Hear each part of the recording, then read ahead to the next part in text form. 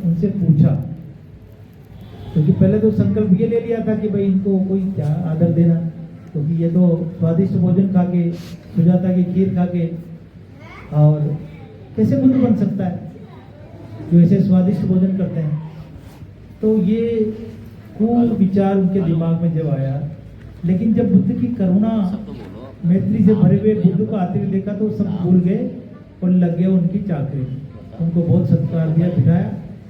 तो प्रश्न उठा उनके मन में, उनके तेज को देखते कि हम तो जिस अवस्था में आपको छोड़ के आए थे और यही मानते हैं कि आप स्वादिष्ट भोजन करने के पश्चात बुद्ध कैसे बन सकते हैं, लेकिन जो तेज आपका दिखा रहा है वो कुछ बता रहा है।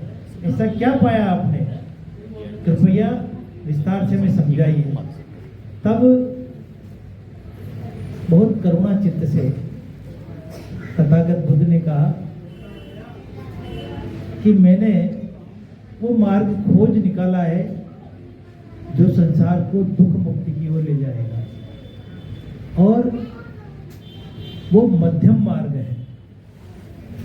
उन्होंने कहा कि प्राणियों को, व्यक्तियों को दो अतियों से बचना चाहिए, दोनों अतियों से बचना चाहिए कि शरीर को इतना भी कष्ट न दिया जाए कि मनुष्य जिंदा ही न रहे, मरणासन अवस्था में पहुंच जाए, क्योंकि बुद्ध ने अनुभव से कहा। और इतना भी भोग विलास में नहीं डूब जाना चाहिए। जान लिया कि हाँ इसने जान लिया है और वो अरहंत हो गए पहले ही उपदेश में। तो बुद्ध का मार्ग ऐसा है, इनको तनाव मुक्ति की विद्या मिल जाए, बचपन से ही आनापान सती सिखाइए। सुन लीजिए बच्चों को, और बच्चों के माँ बाप भी सुन लो। अगर हमने बचपन से आनापान सती सिखा दी और आनापान सती के पुण्य से अगर वो विपश्यना के शिविर में चला गया, तो मैं ये कहता हूँ कितनी बड़ी सफलता मिले, वो कभी ऐसा कुविचार मन में नहीं लाएगा। क्योंकि मनुष्य जीवन के लिए कई रास्ते हैं, एक रास्ता बंद होता है तो दूसरा रास्ता खुलेगा। इसलिए बच्चों को इस लायक बनाओ कि वो तनाव को झेल पाए, बड़ी से बड़ी विकट परिस्थिति में वो विचलित नहीं हो। यही सत्य मार्ग है, यही बुद्ध का मार्ग है, यही धम्म का मार्ग है। आज के लिए यही। सबका मंगल हो, सबका कल्याण हो, सारे प्राणी सुखी हो। साधु साधु। क्योंकि बीमार है, अब वो शिकार नहीं कर सकता, तो क्या किया उस हिरण ने, अपने आप को नीचे कूद के और उस शेर के सामने समर्पित कर दिया। ये समर्पण होता है पारमिता का। और उसने उनको अपना आहार बनाया, उसके प्राण बचे। हर अवस्था में आपको पारमिताएं पूर्ण करनी पड़ती है। बुद्ध बनने की अवस्था है, अपन तो अभी धीरे धीरे चल ही रहे ना, तो पंचशील तो पालन करना शुरू करें। पंचशील पहले करिए, शील सदाचार आधार होता है धर्म का।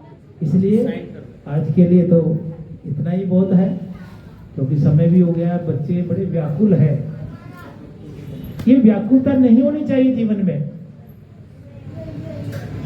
सफलता मिले तभी समता में रहो, असफलता मिले तो ज्यादा समता में रहो। अरे बच्चों सुन लो काम की बात। ये जो हमारी शिक्षा नगरी कहलाती है, वो धीरे धीरे एक बदनामी की ओर बढ़ रही है। हम लोगों को एहसास नहीं इस बात का। हम लोग जब रोज अखबार उठा के देखते हैं तो रोज इस बात से को पढ़ने को मिल जाएगा आपको कि न जाने कहाँ का बच्चा यहाँ तैयारी करने आया, लेकिन वो तनाव नहीं झेल पाया और वो अपने आप को सुसाइड कर लेता है। ये बहुत बड़ा कलंक है। अगर हम बुद्ध के मार्ग को अपना लें तो मैं गारंटी के साथ कहता हूं आज कि एक भी व्यक्ति ऐसा कुविचार मन में नहीं लाएगा कि इस अनमोल जीवन को समाप्त कर। अरे